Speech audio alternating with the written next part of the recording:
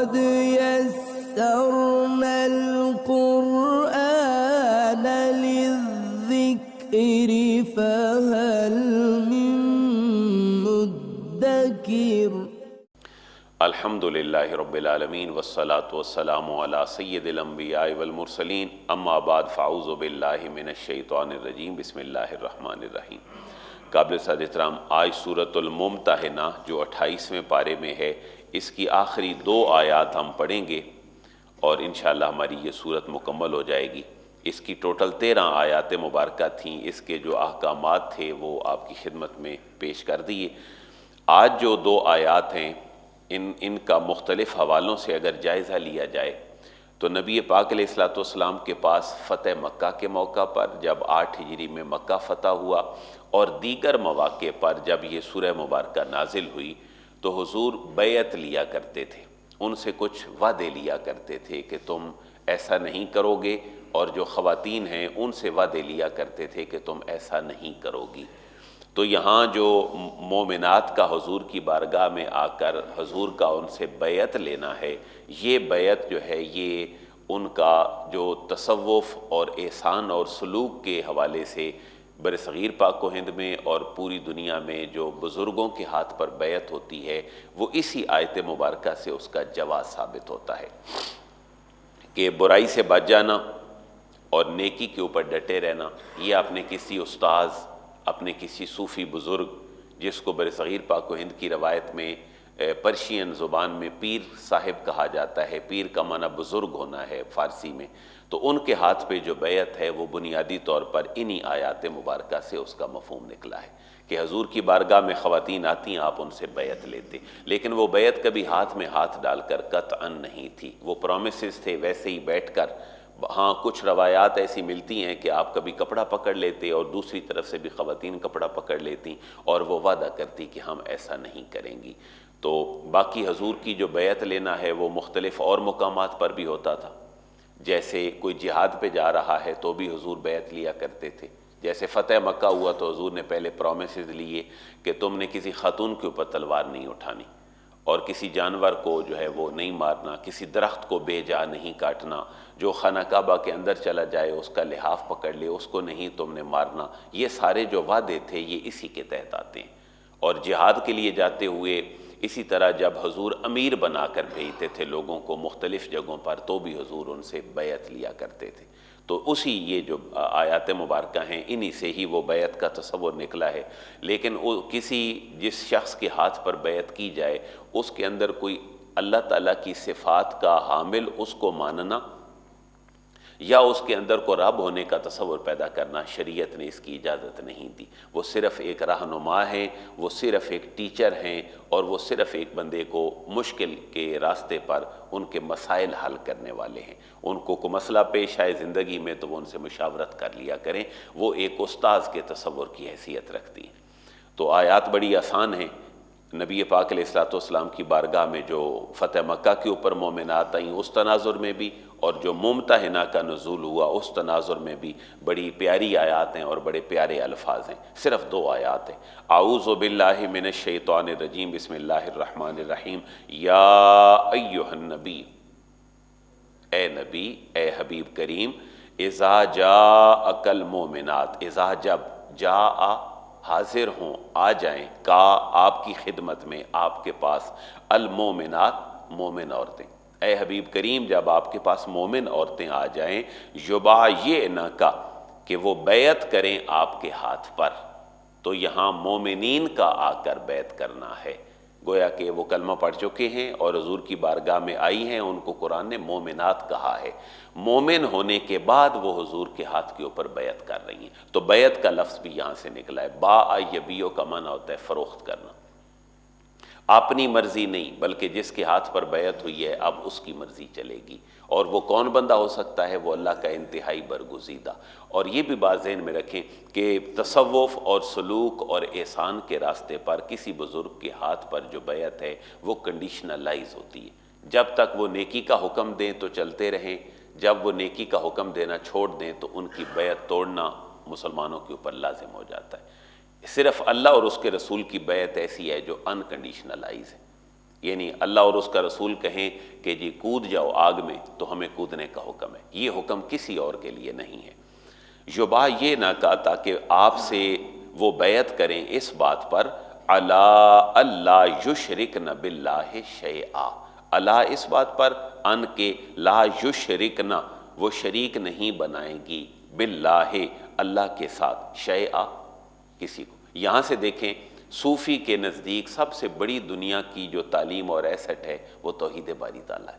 सबसे पहले वो प्रॉमिस करता है कि आज के बाद तुमने अल्लाह के साथ किसी को शरीक नहीं। ये हकीकतन तसव्वुफ़ की राह है, ये हकीकतन सूफ़ीज़म की राह है, जहाँ पर अल्लाह जो है वो सबसे आगे है और अल्लाह की तालीमात सबसे पहले। वला यसरिकना, और वो चोरी नहीं करेंगी। ज़ाहिर ख़वातीन के यहाँ को अरबों में ज़माने जाहिलियत में को चोरी का तसव्वुर था, जिससे नबी पाक अलैहिस्सलाम को अल्लाह ने हुक्म फरमाया कि वो चोरी भी नहीं करेंगी। वला यज़नीन, और ए हबीब इनसे ये भी वादा ले कि वला यज़नीन, ये ज़ना नहीं करेंगी, ये बदकारी नहीं करेंगी। वला यक़्तुलना औलादहुन्ना, वाओ कमाना और, ला यक़्तुलना वो कत्ल नहीं करेंगी, औलादहुन्ना अपनी औलादों। तो अरबों के बाज़ कबीलों में ये भी एक रवाज था कि औलाद का जो कत्ल है ख़ुसूसन बच्चियों के हवाले से वो नहीं करेंगी। वला यातीना बेबुहतान यफ्तरीनहु, वला यातीना और नहीं आएंगी। अतायाती का माना होता है आना, लेकिन जब इसके बाद प्रपोजिशन आ जाए बा तो इसका माना फिर होता है लाना, वो उससे लाजिम और मुतअद्दी का तसव्वुर हो जाता है। वला यातीना वो नहीं लगाएंगी, बुहतान इल्ज़ाम नहीं लगाएंगी, यफ्तरीनहु जो उन्होंने घड़ लिया हो। यानी किसी कोई औरत प्रेग्नेंट है और वो ये कहे प्रेगनेंसी के बाद कि मेरा ये जो प्रेगनेंसी है ये फ़लाँ मर्द से हुई है, हालांकि ऐसा ना हो, तो ये क्या है, बुहतान है।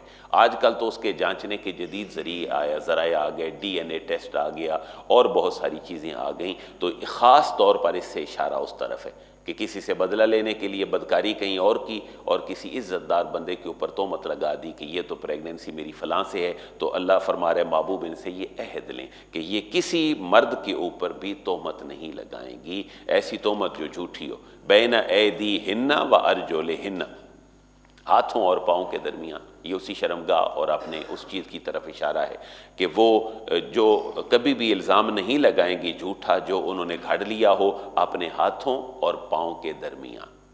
मुंह से जो है वो बोतान लगाना है और जिस चीज़ को मंसूब करना है किसी और की तरफ वो अपनी शर्मगाह है, ये वो नहीं करेंगी। वला यासीन कफ़ी मारूफ़िन, वाओ का माना और, ला यासीना का वो आपकी हबीब नाफरमानी नहीं करेंगी, फ़ी मारूफ़िन किसी भी नेकी के काम में वो आपकी जो नाफरमानी है वो नहीं करेंगी।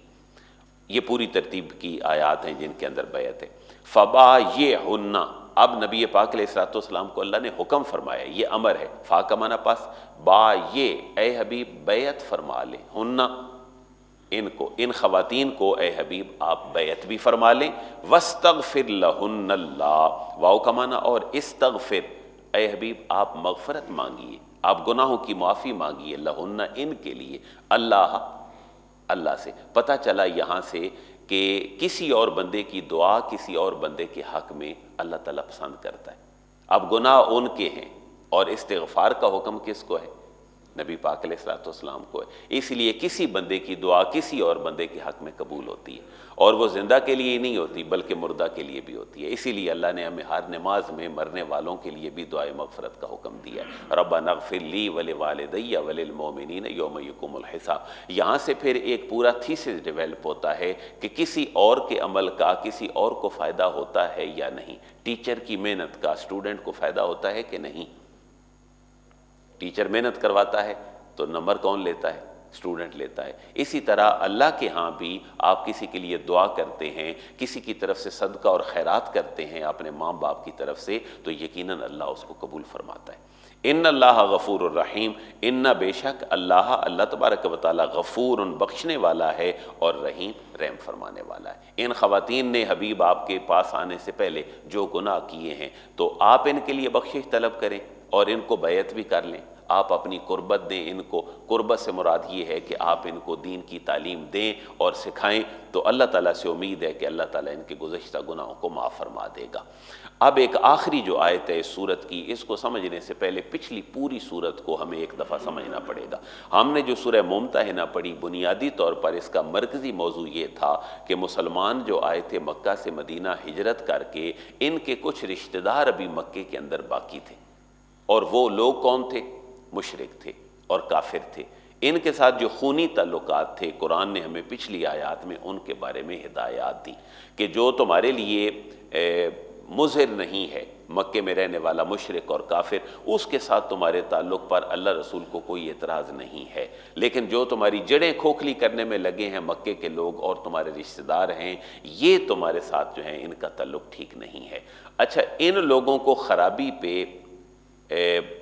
पुश कौन करता था? कौन इनको कहता था भी तुम खराबी करो? मुशरिकीन मक्का को मदीने के यहूदी और मक्के के काफिर और मुशरिक, इनकी बड़ी गहरी दोस्तियां थीं। आपको यहाँ आखिरी आयत में इस सूरह मुम्तहिना में ये जो इनकी सप्लाई लाइन है, जिसके अंदर ये एक दूसरे को जब वो काना फूसी करते हैं, इससे भी कुरान ने उनको मना कर दी।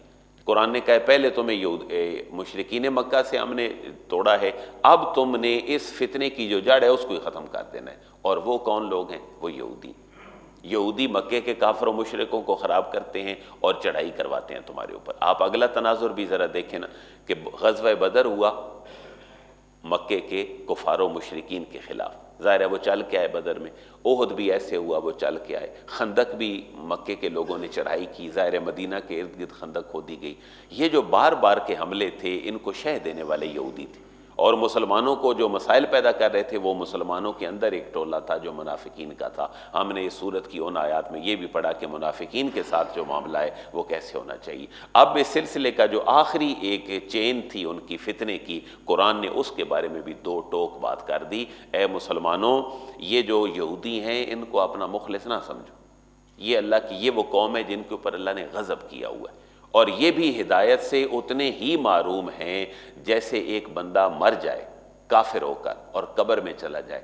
अब उसकी हिदायत की कितनी उम्मीद है? मर गया, कब्र में चला गया, अब वो मायूस हो गया इस बात से कि मुझे को हिदायत मिलेगी। जैसे कब्र के अंदर चले जाने वाला शख्स हिदायत से मारूम नाउमीद हो जाता है, ये भी ऐसे ही अल्लाह की रहमत से नाउमीद हैं जो यहूदी हैं। लिहाजा महबूब इनसे हिदायत की तवक्को ना रखें कि ये राह रास्त के ऊपर आ जाएंगे। या अय्युहल्लज़ीना आमनू ला ततवल्लौ कौमन ग़ज़िबल्लाहु अलैहिम क़द याइसू मिनल आखिरा कमा याइसल कुफ़्फ़ारु मिन अस्हाबिल क़ुबूर। या अय्युहल्लज़ीना आमनू, ऐ ईमान वालो, ला ततवल्लौ, वली ना बनाओ, गार्डियन ना बनाओ, दोस्ती की पींगे ना चढ़ाओ, कौमन, उस कौम से, उन लोगों से, ग़ज़िबल्लाहु अलैहिम, ग़ज़िबा गज़ब फरमाया है अल्लाह ने, अलैहिम उनके ऊपर, कद याइसू, ये जो काफिर और मुशरिक हैं ये तो आखरत से वैसे ही मायूस हैं क्योंकि आखरत के ऊपर इनका ईमान ही नहीं है। लेकिन ये जो यहूदी हैं ये ऐसे लोग हैं कि कद याइसू, ये मायूस हो चुके हैं, मिनल आखिरत, आखरत से, कमा याइसल कुफ़्फ़ारु मिन अस्हाबिल क़ुबूर, जैसे कमा जैसे याइसा मायूस हो चुके हैं अल कुफ़्फ़ारु कुफ़ार मिन अस्हाबिल क़ुबूर, जो कब्रों में हैं। मिन जो है यहाँ बयानिया है, ये जो याइसल कुफ़्फ़ारु है इसका मज़ीद जो बयान है वो मिन के साथ हो रहा है। यानी जैसे काफिर मायूस हो चुके हैं, वो काफिर मिन अस्हाबिल क़ुबूर जो कब्रों के अंदर चले गए, अब जैसे उनकी हिदायत की कोई उम्मीद नहीं की जा सकती। ए हबीब, आप और आपके ग़ुलाम मुसलमान साहबा और अहले बैत, ये अहले किताब यहूदियों से भी कोई हिदायत की उम्मीद ना रखें। कितने दो टोक अल्फाज में ये बातें मुझे और आपको बता दी गई। उसके बावजूद भी अगर मुसलमान आज परेशानी का शिकार हैं तो सच्ची बात तो ये है, बग़ैर जज्बाती हुए, कि मुसलमानों का अपना कसूर है कि हमने कुरान की तालीमात को छोड़ दी। और बुराई को मिटाने के तीन तरीके हैं। कोई एक तरीका तो मेरे और आपके पास भी है। वो क्या है? बुराई को मिटाने का पहला तरीका ये है कि ताकत से मिटाओ। वो हमारे पास तो नहीं, वो किसके पास है? वो हमारे हुक्मरानों के पास है, वो हमारे उन फोर्सेस के पास है जिन्होंने जिहाद का ज़िम्मा ले लिया हुआ है, और जो खसूसन जो ममालिक की अफवाज हैं उनके पास। ये ताकत से किसी बुराई को ख़त्म करना। जहाँ पर कोई मुसलमानों के ऊपर जुल्म होता है, अपनी अप्रोच किसी भी हवाले से करके मुसलमानों के अंदर अमन कायम करें, को धमकी किसी को लगा दें मुनासिब सी। दूसरा तरीका ये है कि ज़ुबान से किसी को कह दें, जैसे मैं आपकी खिदमत में पेश कर रहा हूँ। और तीसरा फिर इख्तियार ये है जो किसी बुराई को बुरा ही महसूस कर लिया जाए कि यार ये बुरा हो रहा है, ये अच्छा नहीं हो रहा। इन तीनों ईमान के दर्जों में हुजूर ने फरमाया आखिरी ईमान का कमज़ोर तरीन दर्जा क्या है कि दिल के अंदर ही किसी चीज़ को, लेकिन ईमान का दर्जा तो है ना।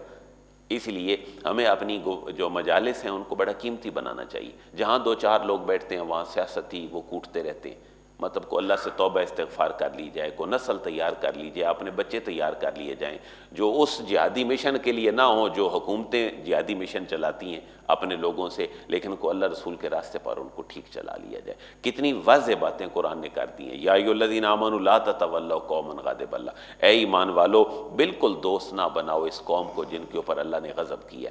तो ये हमारी खारजा पॉलिसी है, ये अल्लाह ने मुस्लिम स्टेट्स के लिए खारजा पॉलिसी दी।